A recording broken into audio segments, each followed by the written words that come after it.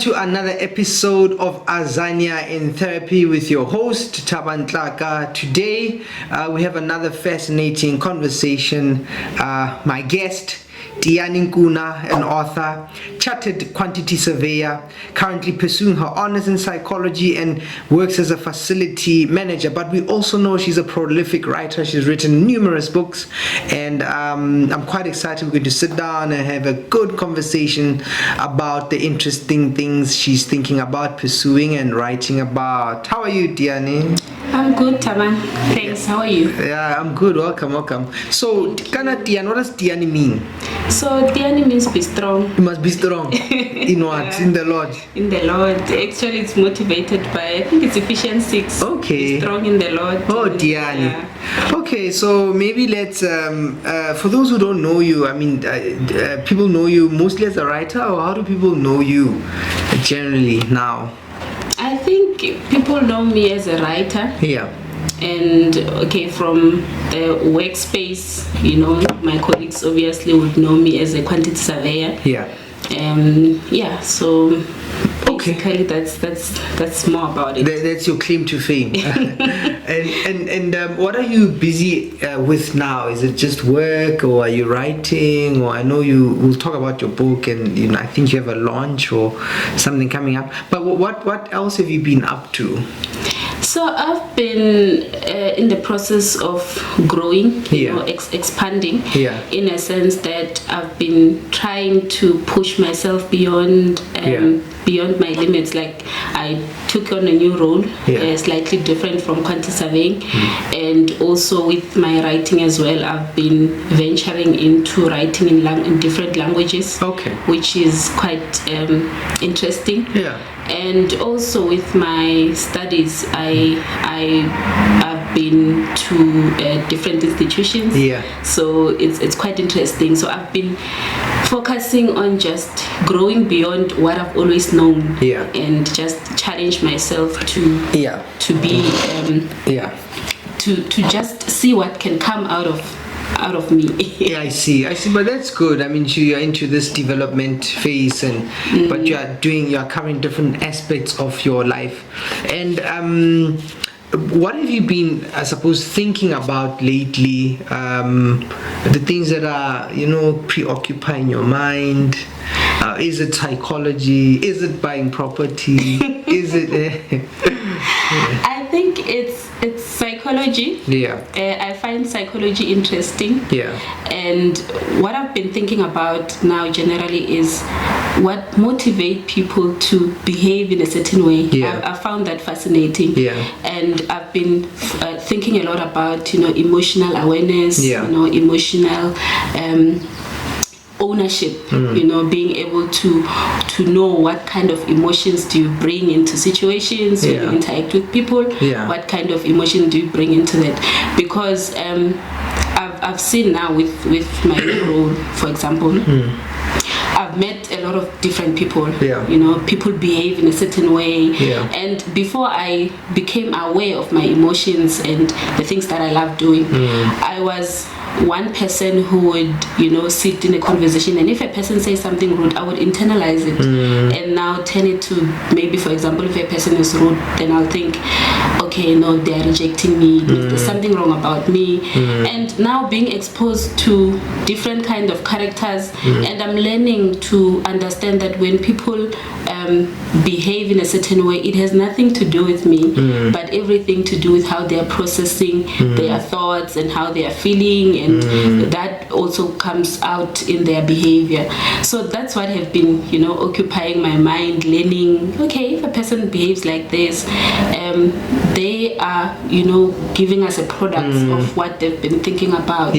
So that's an interesting part for me, because sometimes we forget that when we interact with a person, we interact with their story, like so how they grew up, how they process, how they think, and because we don't think about it that way, we get surprised why people do what they do. But then the fascination with psychology, so how does a quantity surveyor go into psychology? Okay, I think so how I got into quantity surveying is that when I was growing up, I was, back in the rural areas, we don't have like career guidance that time. Is that where you grew up? Yeah. In the rural areas rural areas of Malamulele. Yeah, back in Limpopo. Okay. But there were not many schools at that time. No, we're not. We're not. Just kidding. Okay, so you're in Malamulele. So I mean, you were not exposed, and then what happened? I was not exposed, although the love for people was there, because when I was growing up, I would have my friends coming over to my place, and then I'd give them my clothes, and my mom would beat me, So I've always been passionate about people and their well-being. Yeah. But at that time, I was just told, you are good at maths, so do something along the lines of engineering. You get money. So there's money there. Yeah. Because I was scared of the medical. I was like, I'll never be a doctor. So. Well, because of fear of blood or stuff like that? Blood, hospitals and stuff. I see, like, okay, so I'll do maths and quantities of engineering. Okay. Yeah, so when I first went to tertiary, it was that thing of where there's space in the engineering. So I did electrical engineering, I think for a year. And then from there, I was like, no, electricity. It is not my thing. Yeah. So I changed. I wanted civil engineering. And then from there, I didn't find space in civil engineering. So they were like, the closest thing to civil engineering is quantity surveying. So that's how I got there. But I have grown to love it. But that desire to just understand people was always there. So when I started writing, it just came in so strong, because with the kind of things that I write about, I get to interact with a lot of people. So I was doing a lot of undercover counseling, without the license. Without the license. Yeah. So I was like, let me just empower myself in that area, so that at least if I speak to someone, I get to understand them, even from a psychological point of view, other than just me sharing my story or sharing what I think can help them. So that's how I got into psychology. And when I started, because I was already now working as a quantity surveyor, but I was like, let me register and see how it goes. And I enjoyed it so much. And the time that I did the undergrad BA, it was so fast. And so that's how I got to psychology, from quantity surveying to psychology. Interesting. Now, before we go into the psychology part, it's for somebody who doesn't know, what does a quantity surveyor do? Like, what does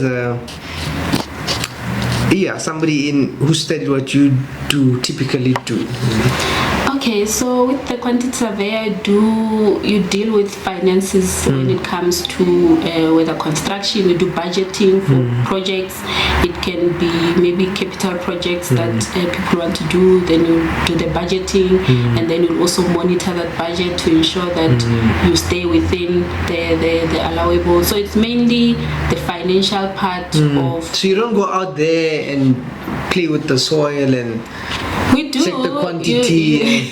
How much of the financial side versus that outdoor, checking land? And it interlinks, because for example, if there's a construction site building that they are building, you need to go there, then check quantities, come back, do your costing, and then you come back, you assess how much is due to the contractors, and so it interlinks. It's just that there's different rankings. There's when you are in entry level, there's certain works that you do. When you're specializing, you do certain work, but it's interlinks.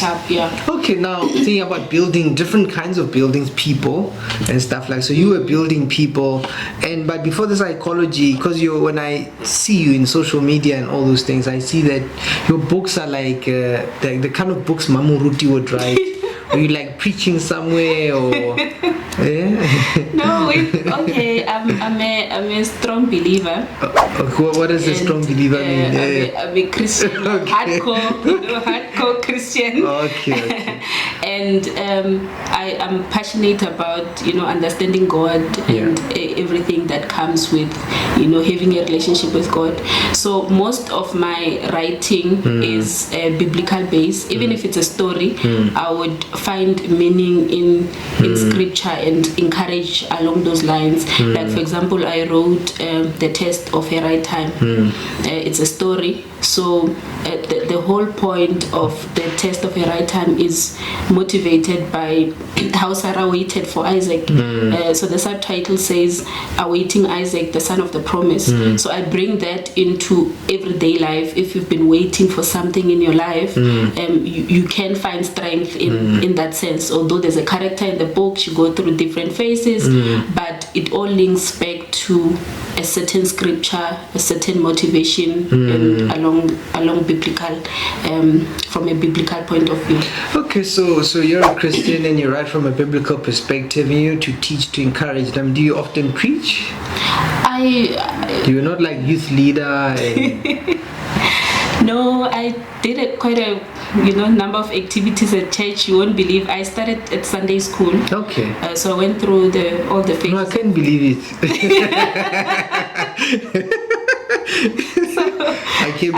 So you started from teaching Sunday school. Yes, I started at Sunday school. I did drama there. They say a story about Moses who were there acting. Meaning that you were in Sunday school or teaching Sunday school? I was in Sunday school. Okay, so you grew up in the church. Yeah, I grew up in the church. So that's the religion that have been, like rooted in me throughout. So I went to church from Sunday school, youth, young adults, but I do, get to speak at church engagement. It's just that I'm not full-time speaking at maybe teaching or preaching, because of, other commitments. And, either you are studying, you are doing quantity survey, and but suffice to say, it's a space you find you are comfortable with. It's something you've been doing for a while, and which is an interesting thing for me. So you go into psychology, right? And because you say because you'd always been the kind of person you cared about people, the welfare of people, you give people clothes, you listen to them and things of that nature. And then there's the Christian part of you. You've got your background.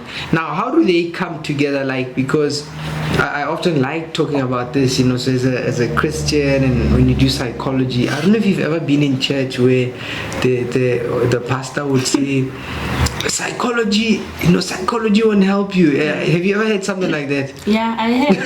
And even in class, you do get, for example, when we're doing African approach, you do feel that you need to open your mind up to be able to accommodate the people that you're dealing with, and not impose your religion into people, and understanding that obviously my line of thoughts will not be accommodating to everyone. So I think it comes with knowing that Christianity, as much as I'm a hardcore Christian, it's not the only way for everyone.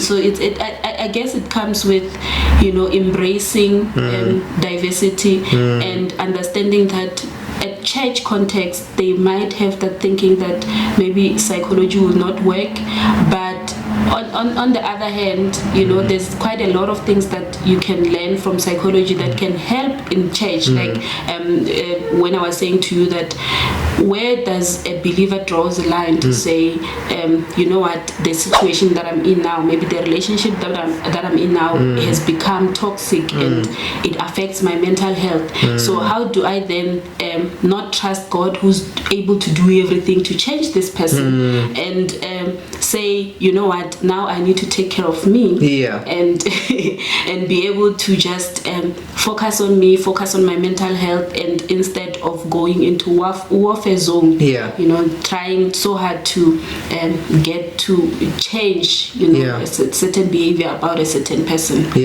Interesting question. So where is the line, right? The line between I can trust God to change this person because he's able to do it, versus now I need to get out because this is not working, or this is toxic, or this is bad for me. So have you found the line? Do you know?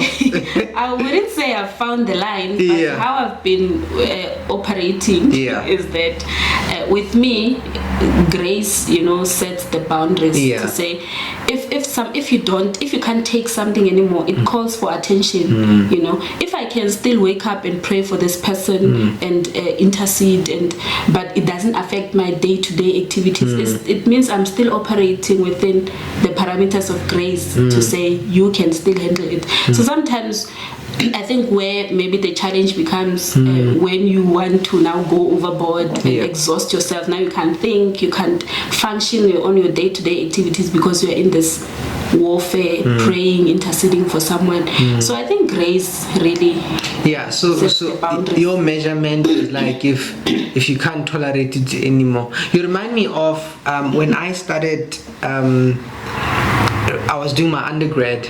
So when I was doing my undergrad, we had this module. So I was doing, I had a psychology as a major, but we had social work practicals. So we'd go to old age homes and, you know, bath the old people, and, you know, so you get a bit of experience. I remember speaking to this social worker, and I had said, just a young guy, I said to her, how do you know you are doing too much? And then she said, when it hurts, you are doing too much. When it hurts, you know. And I thought that was a useful thing, that when you're helping people but it starts now breaking you down, then there's a boundary that you are not paying attention to. But also, after I've worked for a while, I mean, I also think about that. I think about where the line is. But for me, I also use more like patterns of behavior, like so you look at literature and you can see when a certain kind of behavior if it persists. I'm of the view, like, for example, if somebody's very abusive, I wouldn't feel comfortable saying, okay, go home and go pray for that person. You understand? If they're abusing you, I'm like, no, we're gonna do something else. We're gonna draw the line. And with my experience, I've come across a lot of men of God and women of God who are being abused. Say, for example, here you are, Mam Ruti, pastor's wife. You know you are trying to serve the church. What do they say? You're the first lady. Then maybe your husband he looks like a respectable person, but he's abusing you at home. When you comment, he says, but the Bible says you must forgive. So I have a problem with that. But if I must forgive and you continue to abuse me, then we must have a different discussion, which I think is something to be had. So I don't know, what do you think about that? Yes, I also, you know, like what you're saying, to say the patterns, and come to think of it, there are pastors who are now opening up about things like that are happening in the families. I remember watching a sermon by a pastor who was saying, no, if you are a husband and you are, you know, disrespectful to your wife, you know, abusive to your wife, and then you expect her to be kneeling down and praying for you, you are not doing your role as a man. You're not doing your role to be able to cover, you know, and protect her. And we cannot say you are actually the devil in the process. So there are people, like, what I like is that there are people now who are opening up, you know, about the abuse in the church, because honestly there's a lot of such cases happening in the church, you know, where you are expected to pull a certain face when you are in front of people, but then at home it's a whole different thing. So I see that's what you write here, you know, a true story of fighting sexual demons, right? Because I've often been surprised and not knowing how to relate to this, right? To the one I often hear is people would say, you know, I'd be sleeping and then in my sleep somebody comes and they're sleeping with me, you know, and sometimes it's a person, sometimes it's a creature, and I'm not quite sure what to make of it. Is that something, are you referring to something like that? Yes. So maybe explain it for someone who doesn't understand, you know. So it's there are, like, what I've come to learn, because I went through the same phase, where you'll be sleeping and then a creature comes, and then you feel that someone or something is trying to sleep with you, and you wake up confused, So when it started with me, it was like a while back, I think years back. So, but I would have maybe one episode, and I wouldn't make anything out of it, I would just be like, okay, no, I don't know, maybe I was thinking about something else, and then I think until it started, carrying pain. Sometimes I would wake up in the middle of the night and feel like something was happening to my body, and I feel a sharp pain. But the surprising thing is that when I touch my belly and start praying, and then the pain will immediately cease, like just stop. And mind you, with things like this, it carries a lot of shame, because in a Christian context, some will start saying, okay, no, maybe you are living in sin, that's why you're dreaming about things like this.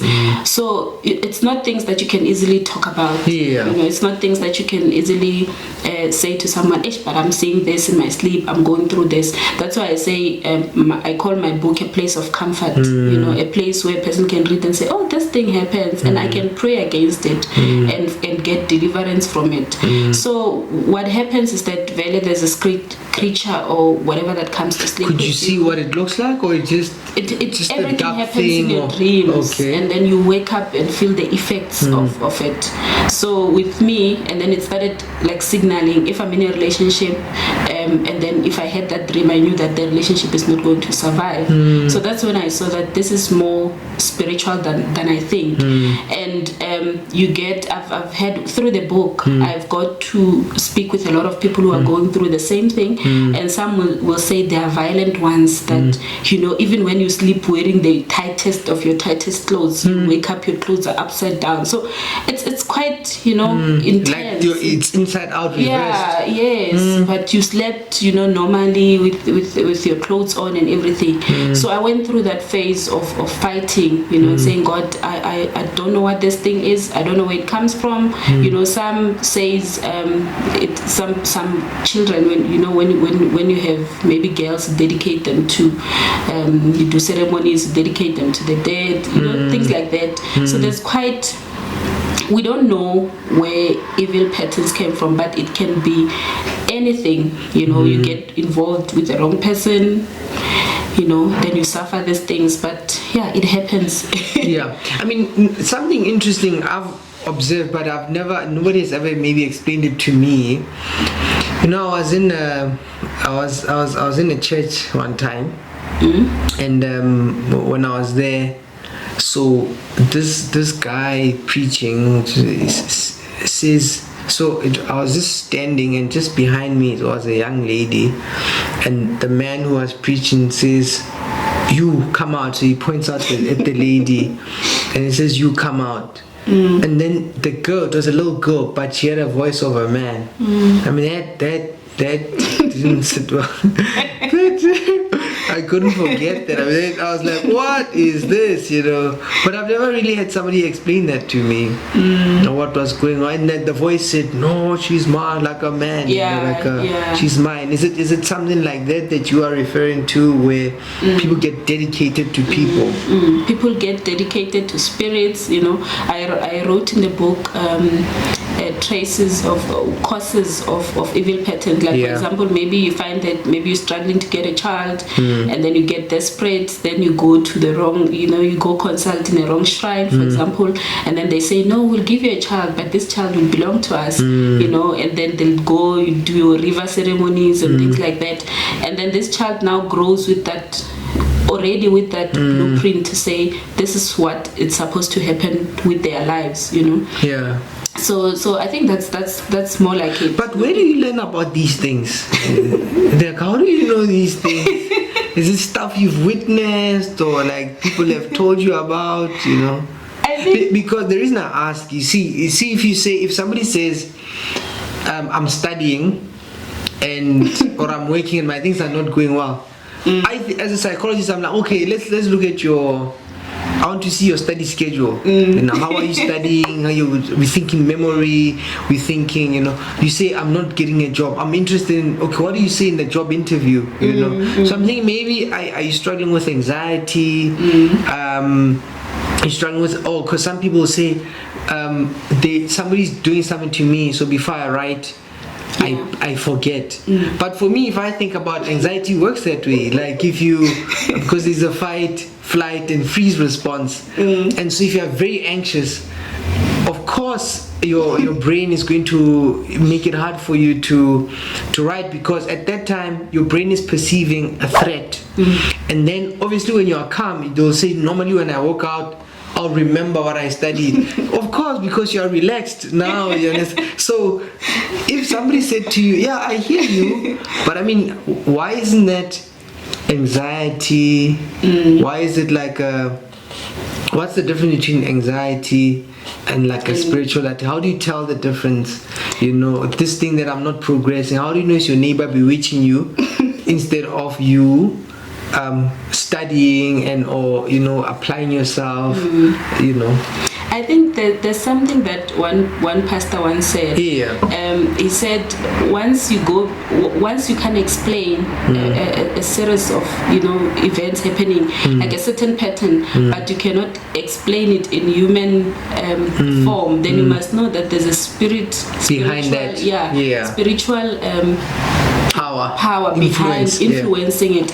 Like in my case, for example, I'm the most disciplined person that you can know. You know, I wrote how many books, and then you know, some people can take one book and make a life out of it. But I struggled with the many books that I wrote. And they've got beautiful covers, beautiful designs, by the way. Exactly. So thank you.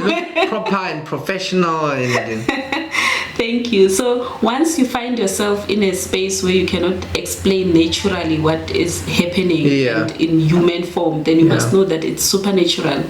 And I think also with the rejection, like for example, I love people, you know, I would interact even at work. I work hard at work, you know, I try and reach out to people, but you could say that it's not getting anywhere. You know, some people will even get irritated. So that's where you get to tell that, you know what I'm going through now, because this is a pattern that I'm seeing, but there's no human understanding and human form that can actually explain to what you're going through. Yes, then it means it's supernatural. You need to look at it from that perspective. Okay, now, so going back to what you were saying, these sexual demons and stuff. So how did you how did you defeat them? How is it different from stuff like I've heard people talk about spiritual husbands, and it's the same thing. It's the same thing. Yeah. So what is that? So you're like, you said like maybe you're a baby and people dedicated you to a certain spirit. And so what does the spirit want? To do what? To stop you from your normal, you know, like for example, your normal earthly relationship. Per se. So the spirit wants to keep you for itself. Yes, it's more like entitlement. They want to keep you for themselves. I see. So now, how did you deal with this now? Okay, so I prayed.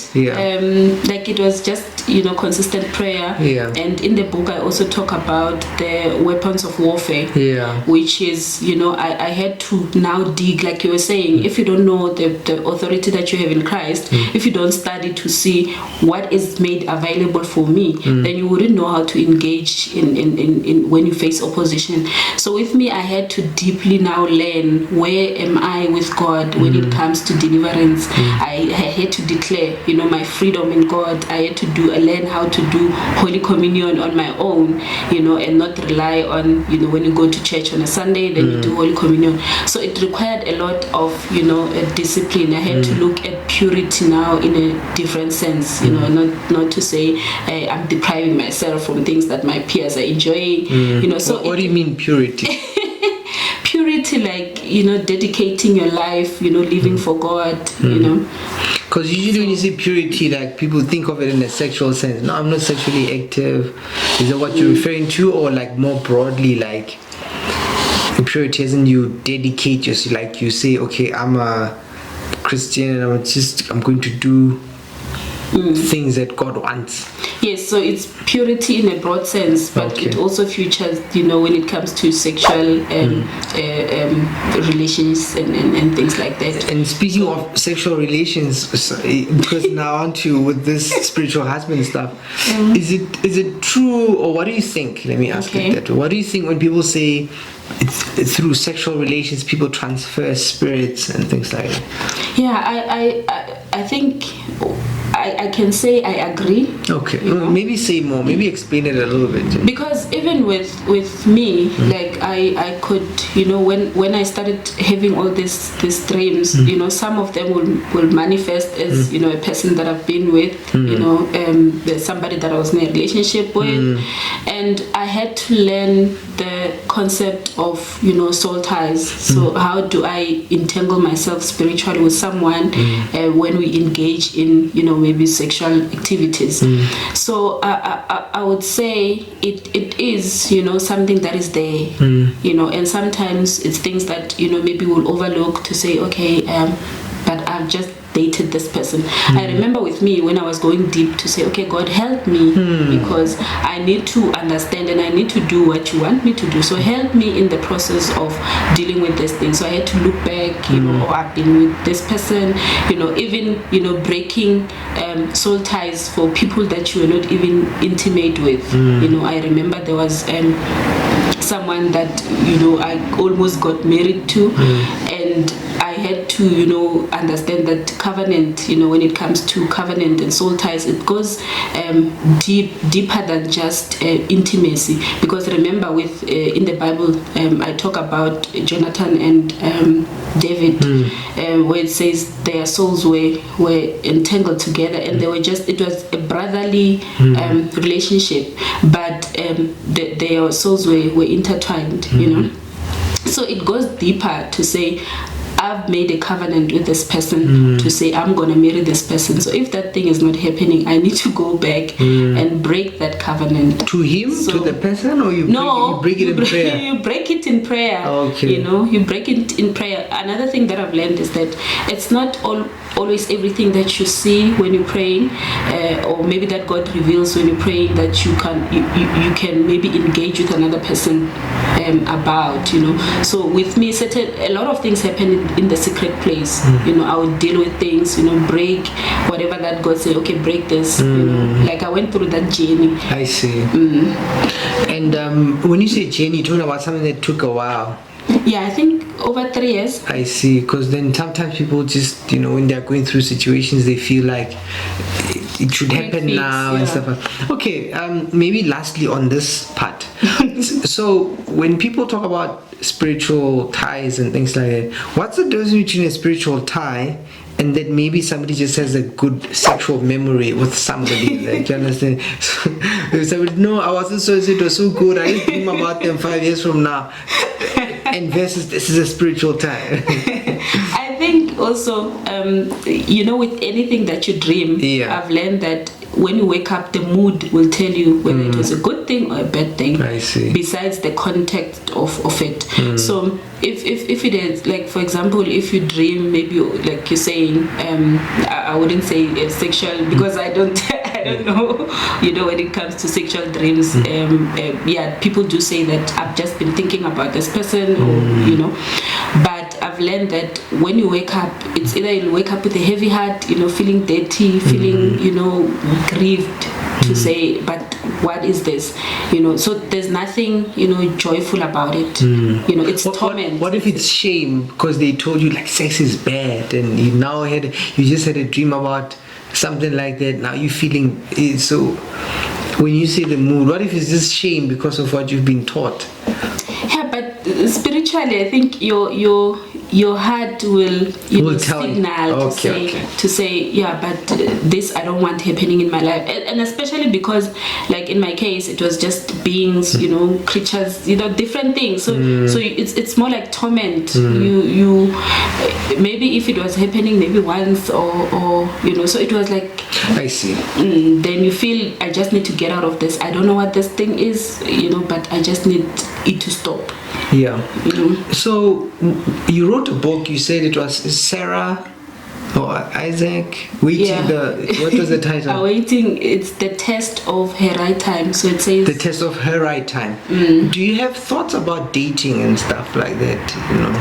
Yeah, like I do. You mean like how people date in the current context? Do you think people do it in a healthy way, or it's a bit unhealthy, or?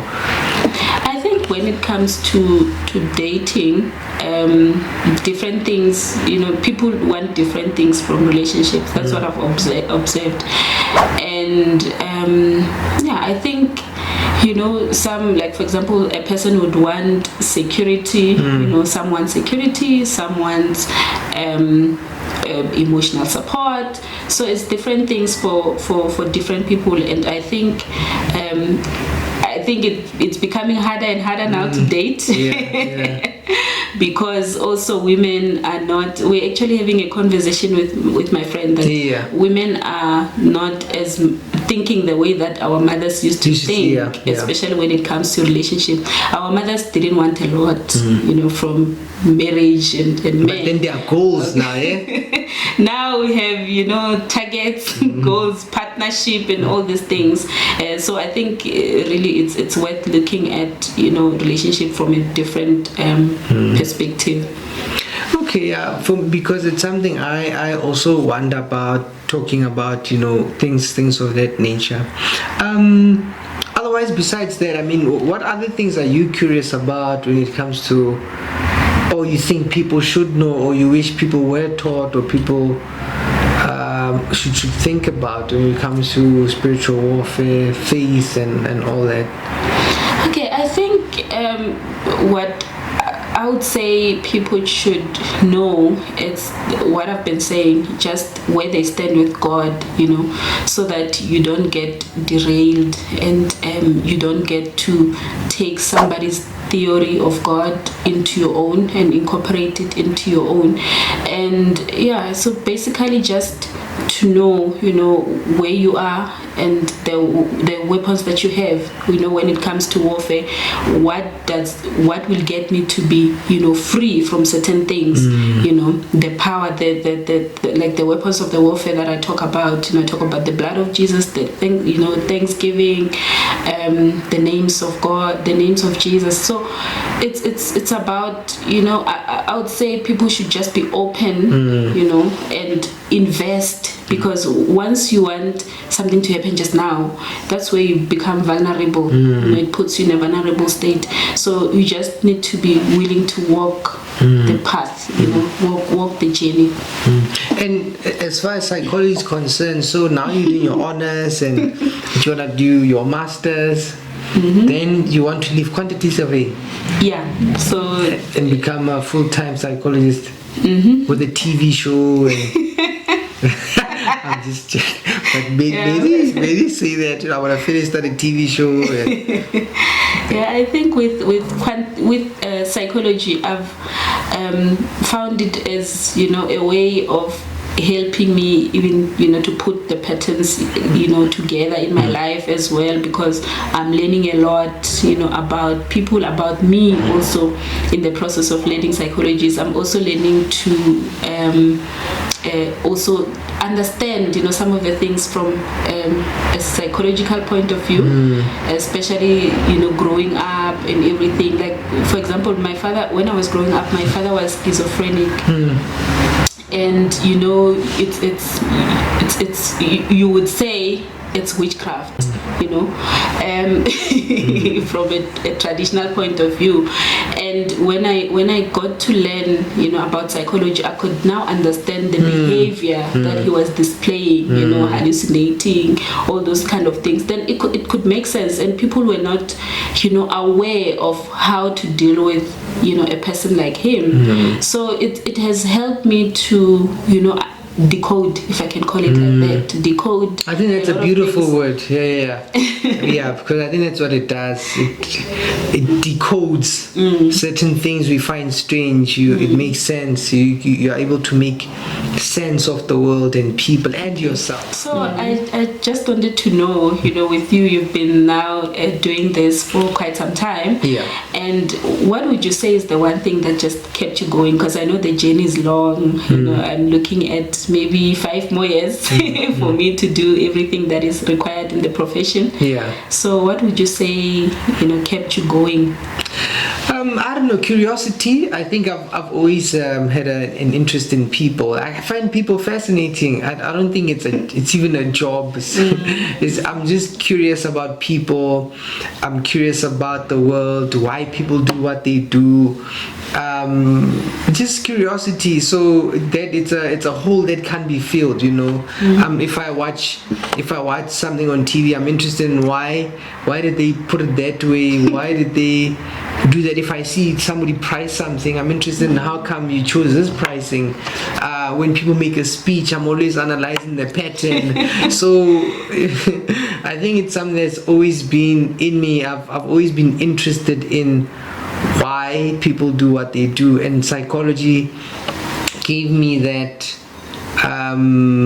space to actually explore that. Now I can read articles, I can read textbooks, I can sit with people, I can interview them. So I think what has kept me going is always just being curious, but I suppose also being sensitive. So being sensitive to people, moved by, when you see people suffer, it touches me, and I'm always interested in how can I make it better. And so then I suppose psychology is the tool that helps me do that, and that's what keeps me going. I'm always curious, so I don't think it can ever be switched off. I can change the format, I can change whether it's therapy or whether I'm just talking to you or whether I'm writing, but I'm interested in people and the world they live in, how they relate to themselves, how they relate to the world. So when I wake up, the world and people are interesting. Okay. And I also wanted to find out, how do you then I assume you see a lot of different clients with different issues. How do you then learn to just throw that boundary to say, okay, this is what my client is going through, not what I'm going through? Like, how do you I forgot what they call it, I think it's over identifying your clients. So you now, because I came and then I'm dealing with this big issue, then you go home and you start meditating on what the session was about. So how do you get to draw that line? Draw the boundary. This is my client, not me. I suppose, we typically say that the therapist is a tool themselves, and then, but part of that has to do with a lot of insight and a lot of reflection. So like you, I've always journaled, written, thought, spent a lot of time by myself, so I know where I'm a little bit comfortable with me. I've got my own core, so I know the things that matter to me, what anchors me. So then when I meet people, I can inhabit their world because I've got my base. So it's, I think, knowing myself really well, focusing on my own. I've got my own path, my own journey in life. So I know this is mine. So when I meet somebody, I don't confuse their path with mine.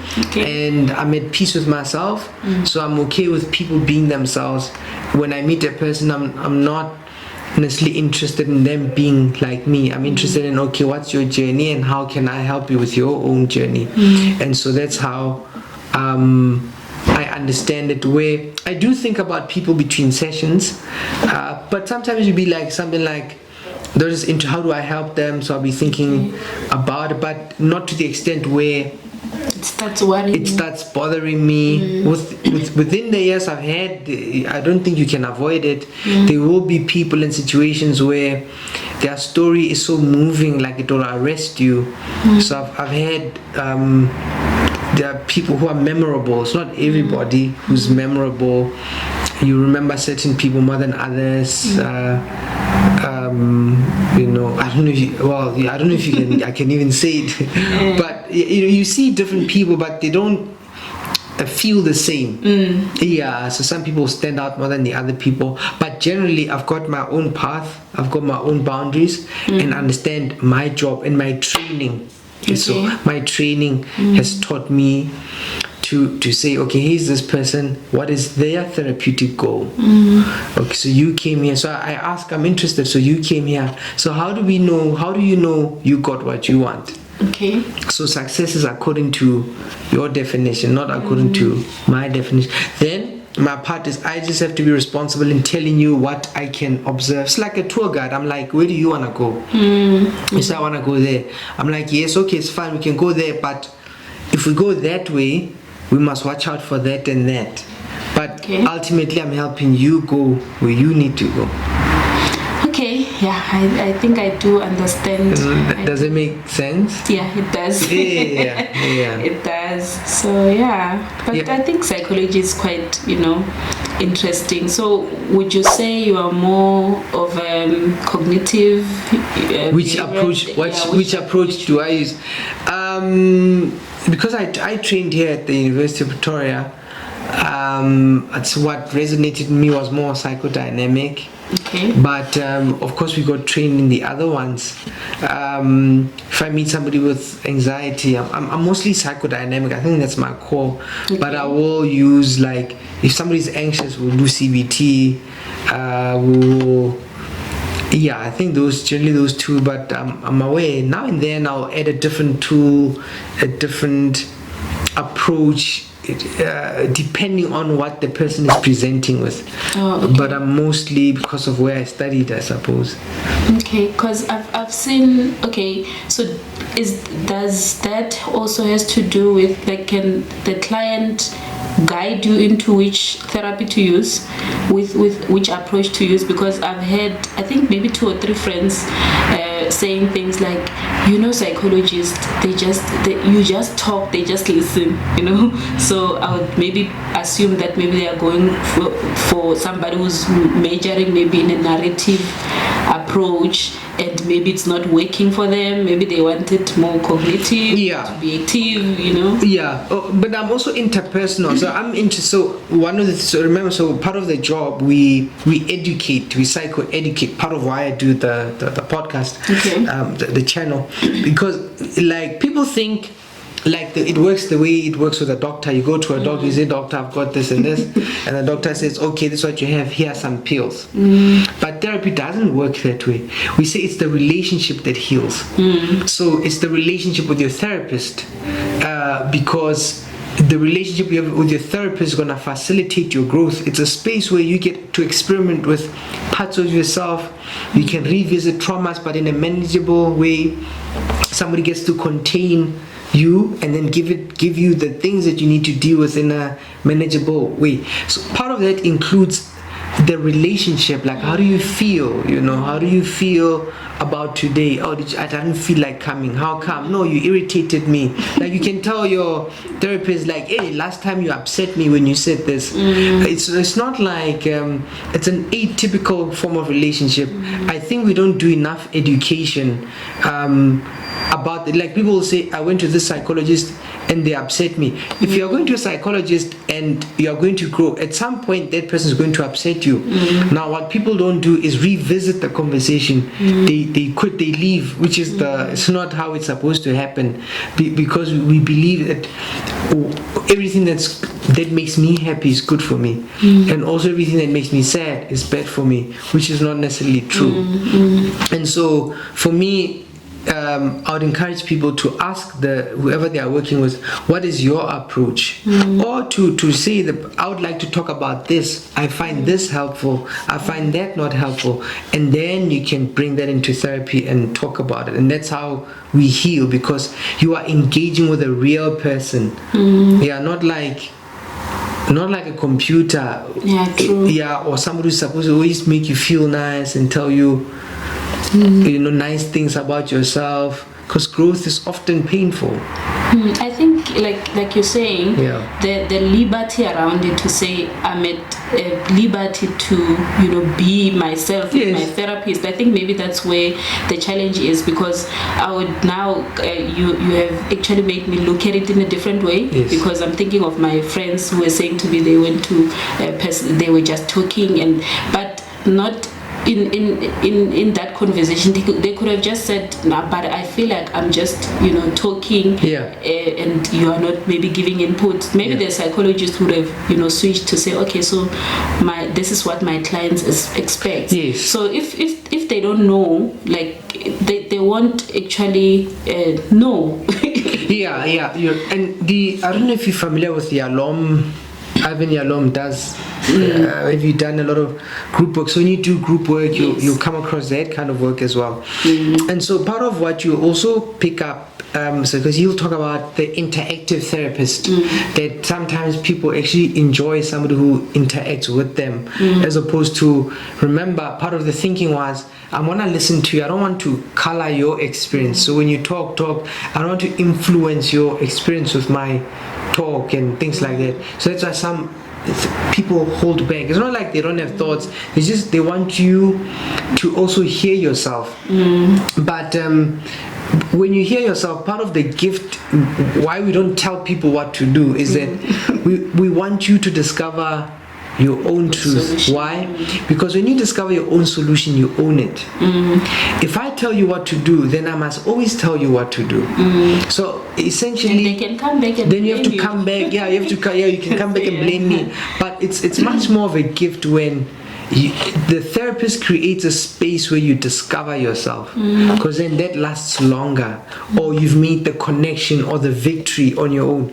Then if I tell you what to do, it's like I'm stealing from you. And but society doesn't allow. Many people want to be told what to do, but that's not sustainable.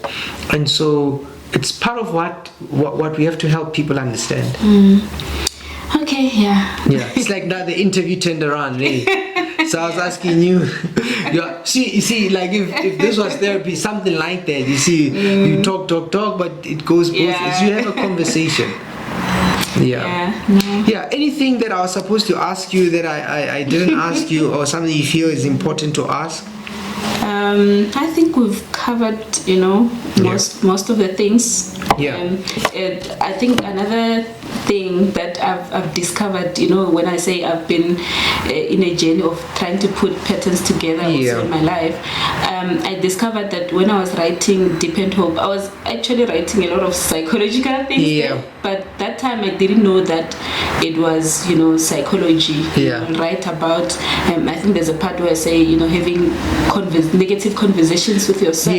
Negative self-talk. So, and then I just recently got to learn that, okay, so this can actually affect, I forgot the theorist who talk about how we think influences how we feel, and how we feel influences so the people with CBT, Beck, I'm not sure if it's I forgot the name. No problem. But essentially the idea that the way you talk, the way we think affects how we feel, and therefore how we feel will affect how we behave, and vice versa. So I found that, I found CBT quite interesting, because for most of the things that I was writing was actually reflecting on my thoughts. So now it makes more sense. I remember in the book I have an example of this other lady dating this guy, and then this guy tells her around 8 a.m. to say, okay, today I've got sessions, I'm going to a seminar, I won't be available on my phone most of the time, but I'll try and communicate with you in between. And then around 10 a.m. she calls him, hi, I'm just checking on you, I hope everything is going well at the seminar. Then around 12 a.m. hi, I'm checking, I was hoping by now your phone would be on. And then around 3 a.m. hi, what's happening? So it's escalating. It's escalating. And between the 8 a.m. when they communicated and the 3 p.m. when she now starts escalating, escalating and start getting emotional about everything. There's really nothing that has changed except for a thought pattern. I think that's a beautiful example. Yeah. So I wrote that then, I think maybe 2014, 2015, and now it only makes sense to say, oh, okay, actually this thing is psychology. Yeah. Now, hence I say when you said decode, I thought that was a beautiful word, because there are many things that people generally describe, but they don't know the details thereof. So I think when you study psychology, you are able to you understand a general thing in more detail. Yes, like it made sense to you, but now you really understand. I see why that makes sense. Yeah, but maybe the last thing would be, so what's happening now? You've got a book launch in November. Yeah, next week, Saturday on the 5th. On the 5th. Yeah. At Manhattan Hotel. I launched my first book there. Oh, that's nice. So you'll be having a book launch. Yeah. For faith, torment, and warfare. Yes, and all the other languages, the books that I wrote in. How many books have you written? Between November and now, I wrote 7. Between November and now? Yeah, so but then the other ones I worked with translators. Okay. I wrote in English and then you've been busy. So you wrote 7 books? Yeah, I'm launching 7 books on the 5th. Oh, but some of them you had launched before. Yeah. But now you translated into which languages? Into Xitsonga and Chivenda. Oh, that's nice for the people. Yes. Yeah, that's good. I think because we don't have more content like the end, but to also to distribute them, so it's nice that you are doing that. But otherwise, thank you for the conversation. This was interesting. Thank you so much. I actually I think I got carried away. No, thank you very much. Thank you so much for having me. I really appreciate it.